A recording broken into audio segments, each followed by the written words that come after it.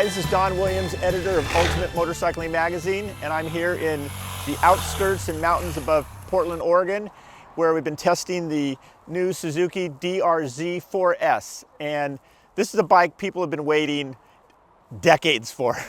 The original Suzuki DR-Z400S came out in the year 2000, so that's 25 years ago. And in 2000, it was a pretty good bike. It wasn't an awesome bike, but it was a pretty good bike, super reliable, good handling, comfortable to ride, totally built a cult around it. There's a cult of DR-Z400 owners out there. And after they got over the initial excitement of the bike in 2000, and then it's 2005, and you kind of want an update, and there's no update, and then it's 2010, you're saying, hey, where's the update for this? And then it's 2015, and they're saying, this bike hasn't been updated in 15 years. And then it's 2020, and there's like, the bike is 20 years old. Could they please like give me something like fuel injection? And so they didn't. Suzuki just kept churning them out. People bought them. It was no reason for them to change it. Well, finally, Suzuki gave in. In 2025, we get what's basically an all-new bike from the front to the back. Now, the motor is based on the old DR-Z400S, but the new DR-Z4S motor, it has almost all new parts. But what it didn't change is it still has a 5-speed transmission. That would be on one of the things that was on the wish list for the DR-Z400 owners. They always say, oh, I want 6th gear, I want 6th gear, I want a 6th gear, because everybody else has a 6th gear. They didn't have it, they wanted it. Of course, they didn't get it. But they did get fuel injection. That's a big deal. I'm a former DR-Z400S owner. Now, as a motorcycle magazine editor, I ride a lot of motorcycles, and my own personal bike is always last on the list of bikes to ride. So it sat a lot. And that meant, because it was a carburetor, jets get clogged with the crappy fuel we get in California. And so I spent more time cleaning the carb than I did actually riding the bike. And so I finally got rid of it just because it had a carburetor. This, I would consider getting it now as a replacement because, well, it has fuel injection. And that's a big, big difference. Everything just works more smoothly, and you don't have to worry about jets in your carb getting clogged. So if you don't ride every day or every week or every month even, the bike's still gonna always push the button start, everything's gonna work right. Now, they didn't just give this bike fuel injection. They also gave it a whole electronics package, which is pretty cool because on dual sport bikes, we're not used to that.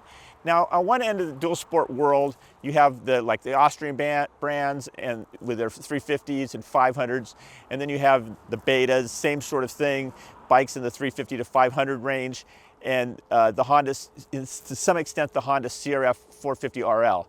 Now, those are like high-performance dual sport bikes. They're very, very focused on how they perform in the dirt and not so much in the street. Street's kind of just like, well, they'll be however they are in the street. But in the dirt, those bikes really excel. And then at the other end, you had the Japanese models that you've had, the old DRZ, which was a good dirt bike in 2000, not so much in the 2020s, but kind of lower performance. And then you have the Honda CRF 300s, and so you have that whole kind of much less serious off-road dual sport capability. The new DR-Z4S kind of splits the difference. It's higher performance off-road, but not the highest performance on road. This is not a super light bike. It's not in the 250, 275 range. This bike's 330 pounds. So that's one thing that they didn't change. The other bike, the DR-Z400 was already a little, on the hefty side. This bike is too, but it's a better balanced bike. It's got a new frame. It's got highly upgraded suspension. It's got inverted forks. They're fully adjustable. So although for me, and I always say this on every video that you watch, I'm kind of the average guy. I'm the average weight, average skill level, and that's who they set these bikes up for, and so it's set up for me. So when I got on this, it's like, do I need to change the damping or the spring rate or the preload? No, I don't need to. It was set up pretty much perfect. It felt really good. So let's go into actually riding the bike. There's two ends of a dual sport bike. There's a street bike and then there's the dirt bike. And let me talk about the street, how good it is. The big thing is these tires, these IRC trail winners, we know about IRC tires. They're not high performance dirt tires. They're very street oriented. They aren't like pure street tire bikes, and they look like they're a little aggressive, but they're good street tires. And so riding around in these roads up here, that it's interesting in Oregon, you know, I don't have a lot of experience riding up here. I live in Southern California. The roads are really nicely paved, but they undulate, and there's like little cliffs on them, and they're very strange roads. And they're great for a dual sport bike because you go into a corner or you come around out of a corner and there's like a dip or something. And when I say dip, it's not like a wide dip, it's like a drop-off dip, and it works really well. The suspension's really great. The engine pulls really nicely for the 400 single. It just is a really fun street bike. You can lean over, the edge grip feels good. You go over pretty far and you're saying, wow, the bike's it's still there for me. And you have, when you are riding on the street or the dirt, I'll now start talking about the electronics. So you have three things you can control over. The first one is they have traction control. And so they have 2 levels of traction control for the street, which they call 1 and 2. Then you can turn the traction control off if you decide you don't want it on. And then they have something called gravel. And this is a setting that Suzuki debuted on the V-Strom 800. And I was at that launch, and boy, they talked about gravel a lot. Gravel this, gravel that, gravel, gravel, gravel. That was the big feature of the bike. It has gravel. Yeah, it's this setting for gravel. It's this setting for gravel. Well, the funny thing is we actually rode up here on gravel roads, but I'm going to still save that until I'm done with the street. So you have this 4 different levels of traction control, and you have 3 levels of power. And it's even more than power, it's just like a throttle response difference. And it's very interesting. Sometimes, you know, you get these different power modes and they're just not that different. And you go, which one am I in? I don't know. These 3, A, B, C level, A is, they call aggressive, B they call basic, and C, I can never remember what they call that one. I think it's comfort or whatever it is. It's the slow one, and it's one you would use in the rain.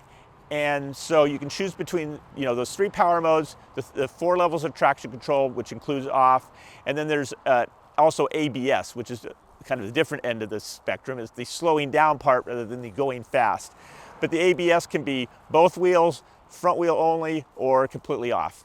So on the street, you know, the aggressive mode is totally fun. You know, when you get on the throttle, the bike goes, and you're like, yeah, this is cool. And so you're happy with how it works. I always ran the traction control either off or on the number 1 mode, which is the least intrusive. Didn't really notice a difference because it's not like the rear wheels spinning up or anything. There's not that kind of aggressive power that's going to do that. So that you're gonna have traction. It's only if there's like some leaves on the road or some gravel or some wet spot or something, then the traction control comes in. So you don't need to really use it that much unless you expect there to be problems, and then you want to, you know, bring it in. So going in the twisties, totally rocking. I mean, you lean it over. It's you know, made me really anxious to ride the supermoto version because that will be with 17-inch wheels and street tires, so it'd be the same kind of experience, but even more exciting.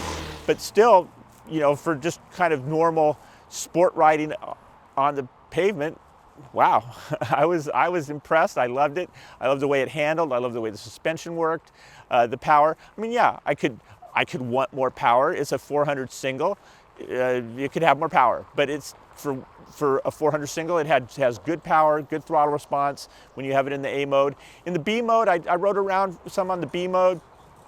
It's smooth.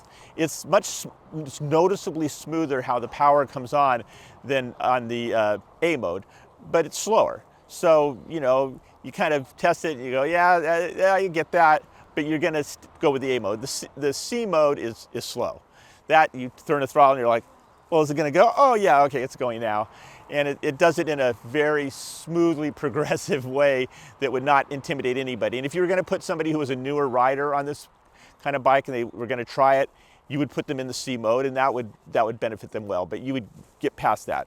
So we've established its credentials as a street bike. I got it up to, I think, 85 or something, so you can play on the freeway with the other cars, and it will hold its own. It's not going to be great. You don't have a lot of, at 70, you don't have a lot of throttle response, but it will go up to the speeds that, you know, where I live in Los Angeles, that's how people drive. You better be ready. You don't want to have a bike that tops out at 65 miles an hour on those freeways, because you're going to get run over. So it'll get up and go. Good street bike. It's a bike you could use as a fun commuter to school or to work. You wouldn't want to ride a long distance, because the motor, although smoother than the old one, is still, it's a 400 single, so there's vibrations there, and that would get tired. You'd get tired of that quickly, and you'd probably want to get the super motor for that kind of exclusive use anyway. So why do you buy a bike like this? It's not really for it to be a street bike, but it's the capability of riding in the dirt, kind of like an adventure bike. And that's a little bit what this is. There's a little bit of that aspect of adventure, because it's not as light as a dirt bike. It's not as aggressive as the Austrian bikes or the Italian and those kind of things. So you're looking at a bike that's much lower performance in the dirt, not bad performance, but just not that sort of, you know, race type design. This is designed to be a dual sport bike. And in exchange for that, you get a bike that you're much happier to ride on the street than you would one of the bikes that's 95, 99% off-road. Now, our testing of this up here in the mountains above Portland, we did some single track, we did some gravel roads, a lot of gravel roads, did some dirt roads, some legit downhill, some legit hill climbs. And there's one thing that slows this bike down off-road that have to do in more testing of the bike. Is the tires. The IRC trial winter tires are not good off-road. We did a little bit of the single track that we did was on a super hard pack, maybe a little damp under the trees, and the tires were fine there because they didn't have to dig into anything. They were just like putting some rubber on some hard dirt, and so you could go and they worked okay. But once you got into the loose stuff, they just spin, and that's where the traction control does have some impressive credentials. On the gravel roads, if you put the bike in the traction control off, which a lot of people would automatically do for off-road, when you're going around the turns, coming up, accelerating out, the tires, again, not being very aggressive in the dirt, just spin up. So they spin up, they're spinning up, spinning up, you're on the throttle, you're trying to finesse the throttle, trying to find some traction, and then go down as you come out of the corner down the road. That's fun, but if you want to kind of ride faster, that's not the great thing. You put it in the gravel mode and it is like magic. And again, I mentioned the V-Strom 800, that's where I first had the gravel mode, and it was really helpful on gravel roads on the V-Strom. But that's a more street-oriented bike, streeter tires. These are knobbier tires than you get on an adventure bike. So Suzuki recalibrated the gravel mode to this bike, and it's great. You go into a corner, you might be you put the ABS in, no ABS at all, slide in, get on the gas, it'll still allow the rear tire to spin, and you get a little drift, but then it starts to hook up, and the bike just automatically catapults itself down the road instead of you having to go, you just get on it, and it hooks up exactly the right amount, and it's great. So on a gravel road, I really did like it, except you can't trust the front end because of the tire. So Suzuki had the engineers that designed the bike here, and what I told them, and I can tell you the same thing, is that on the street I was able to test this bike.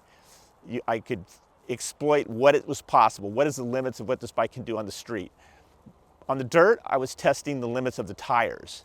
And so it's hard for me to tell you definitively what capabilities this bike has on the dirt, because the bike's capabilities far exceed the tire's capabilities. So I'm limited by the tire traction.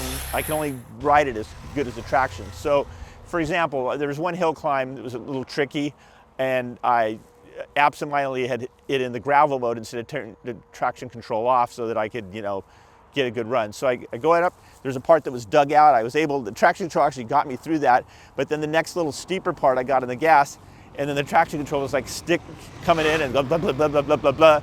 But the traction control made some noise, you know, made it, it's like kind of self-known, and I ended up like tipping over the bike.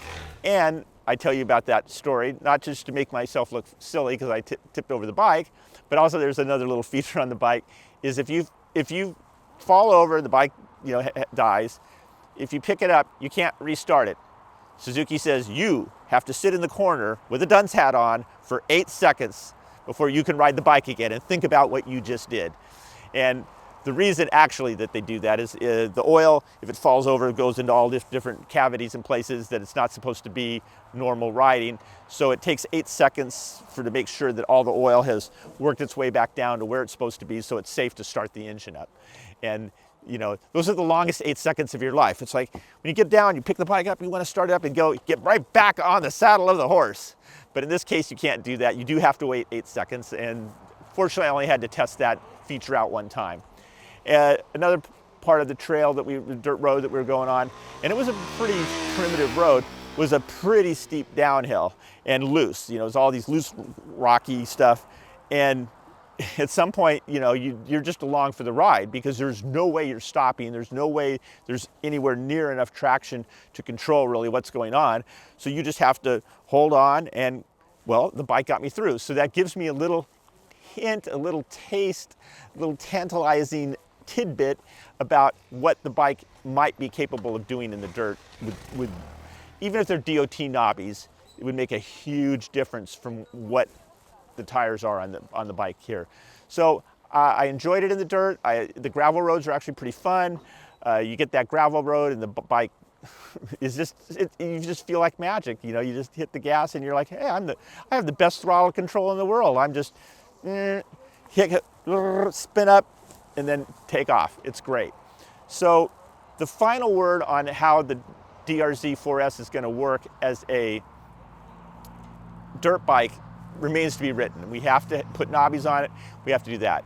And I think that anybody, I can tell you for sure, if you're buying this bike to do anything other than the most basic off-road, dirt road sort of things, have the dealer take the tires off before you even roll the bike off the property. Just say, I don't want these, and decide what knobbies works for you. Again, the engineers from Japan told me that if you are going to put knobbies on it, to put hard knobbies, you know, with a stiff carcass, because remember, a motocross bike weighs like 230, 240, and this bike weighs 100 pounds more, so there's a lot more weight, and if you have too soft of a carcass, it won't behave well. So you'll want to look for the most, you know, stiff-walled knobby that you can get. So keep that in mind.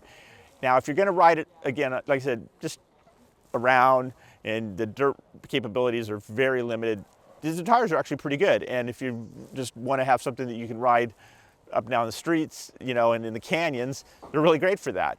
And they probably will wear forever. You know, they're just that kind of tire. So that's kind of the lowdown on the 2025 Suzuki DR-Z4S. We're waiting, you know, we're waiting for the final word on the dirt. Great street bike, great new engine, electronics package, very impressive. And like I said, I can't wait to try the electronics package with the knobbies. And it's a cool bike. If you're a current DR-Z400 cult member, if you ride this, you'll most likely be, yeah, I got to get this. It has like kind of the essence of that bike, which is reliability and capability without being excessively hard to ride, and that will make you a very happy person compared to your old DR-Z400, the 2025 DR-Z4S. So anyway, I'm Don Williams, editor of Ultimate Motorcycling Magazine, and thanks for watching.